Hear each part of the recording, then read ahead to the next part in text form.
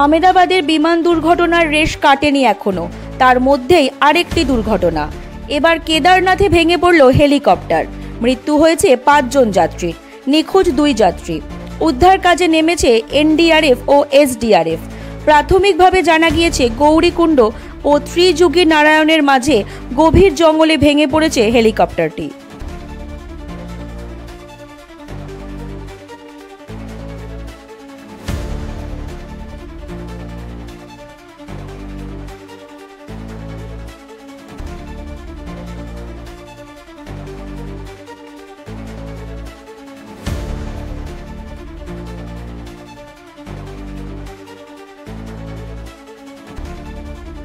আমেদাবাদের বিমান দুর্ঘটনার রেশ কাটেনি এখনো, তার মধ্যেই আরেকটি দুর্ঘটনা।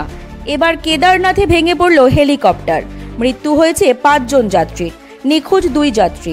উদ্ধার কাজে নেমেছে এনডিআরএফ ও এসডিআরএফ। প্রাথমিকভাবে জানা গিয়েছে গৌরীকুণ্ড ও ত্রিযুগী নারায়ণের মাঝে গভীর জঙ্গলে ভেঙে পড়েছে হেলিকপ্টারটি।